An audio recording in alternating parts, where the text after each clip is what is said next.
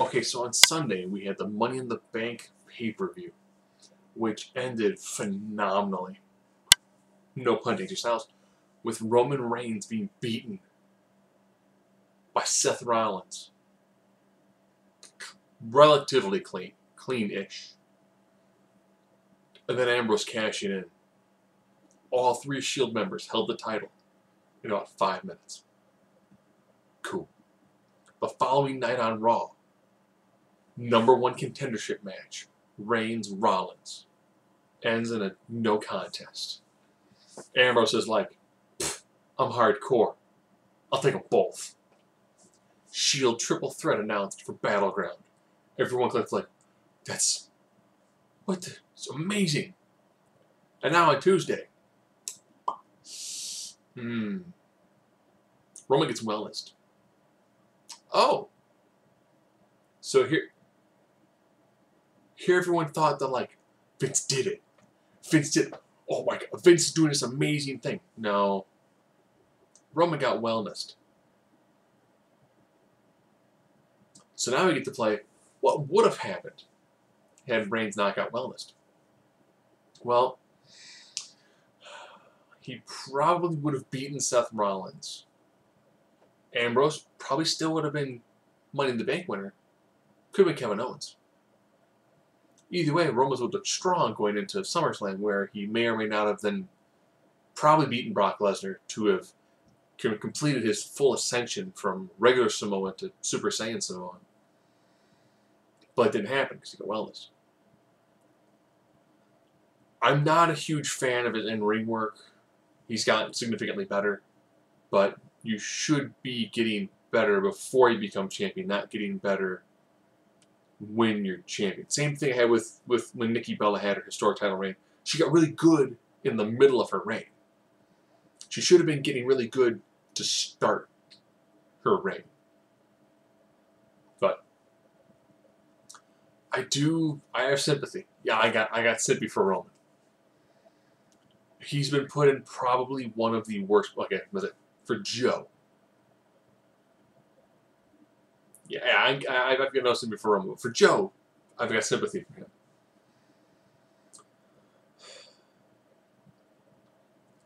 He was the man when he was in the Shield. He was the guy. He was the hot tech. He was the powerhouse. Watch some of those old when the Shield were together promos, and the crowd's chanting hard for Roman. When it was Roman Batista, we were like, oh, it's Roman's year! People were firmly behind him. Now the Shield broke up, and everyone was like, man, Roman's the guy. Look at that hair. Look at him. Man, look, he's going to be a superstar. People dug Roman because he had a guy to cover his being green in the ring in Rollins, and a guy to cover being green on the mic in Ambrose. Thinking if those two guys can give him enough of a rub and get him enough training, he's going to be the next face. Shield breaks up. That's like, wait a minute. So Rollins and Ambrose are going to the blood feud. Yep. And Reigns is going to go straight to the main event. Practically. You know, he feuded with Orton, and then when he came back from the injury, he was pretty much main event driven the whole way through. So his whole singles run has been, you are the guy who's going to main event. That's pressure. Wins the Royal Rumble. Crowd craps on him.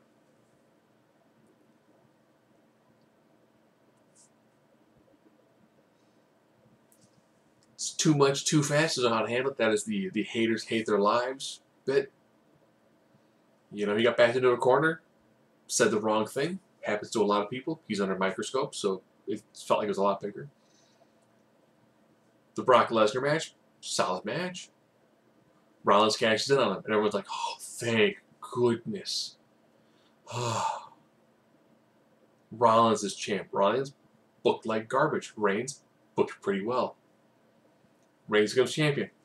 Survivor Series. But being his best friend, Dean Ambrose, people were like, gets cash in on. Oh, Sheamus. Sheamus now? For a couple of nights. Everyone firmly behind Roman. Like, alright. Roman has got a nemesis. He's got a guy he can't fight in Vince McMahon. Vince can legitimately make his life rough. Nothing. Now we're at this year's Royal Rumble. He's champion. Or you defend your title against everybody, Roman. Okay. But his cardio's not good, so he actually has to leave and walk to the back. Because League of Nations had to pull him out from the middle rope instead of just... If the League of Nations would have beat him up and ripped him out like halfway through that, instead of doing the whole, he's going to walk to the back and recover. No. If they'd have torn him out of the ring then, and then a mass beat him put him through a table, cool. Instead of being like, oh, H eliminates you. Meh. Led to that great moment where it was Dean Ambrose, Triple H, and the crowd was hot for it. And they're like, well, Reigns did that vicious beatdown, crowd's going nuts, like, yes, yes, yes. I'm pretty sure for Joe, he's going, wait a minute. I'm the babyface getting beaten down by the authority figure, and you're chanting the Daniel Bryan chant? To the guy who goes, I'm a B-plus player? The guy I want to keep on WrestleMania? This is the guy that you're cheering?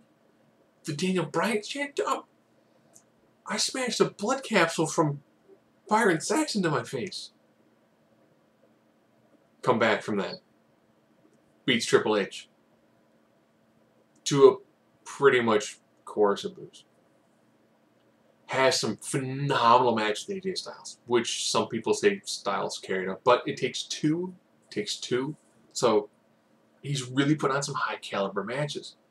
But he didn't have that organic growth. Both in the ring and outside the ring. He didn't quite figure out how to connect with the fans. Fans, they have no idea how to connect with him. He's doing all the interviews, but he hasn't figured out the proper way of doing things. He's just saying what comes to his mind. If anything, they should have been like, all right, Roman, this is John Cena. John can be like, what's up? I'm going to teach you how you act in public to not have the internet community who doesn't like you already give them more ammo. And that could have been great. Like, here's what you say in promos, here's the questions you're going to be asked, here's what you say when you're doing the interviews. You know, just help smooth out some of the edges. Be like, I felt it coming for a long time, now it's going to be you. Here's how you get through the minefield that is, you know, the online and the interview stuff. Should have been fine. Didn't happen.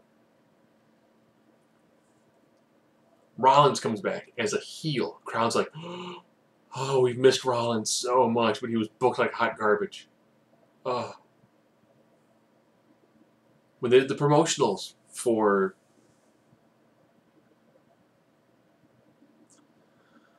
Money in the Bank, and it's Rollins talking about his lifelong dream, and it's Roman just the past like 4 years of him in the Shield, but they're showing Rollins from when he was a kid, almost the same promo package you see from John Cena.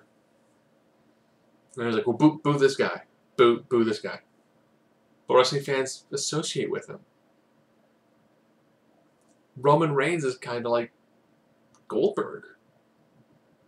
He really didn't love wrestling, didn't really watch wrestling growing up. He was the big guy you saw that you put a title on, that you pushed to the moon.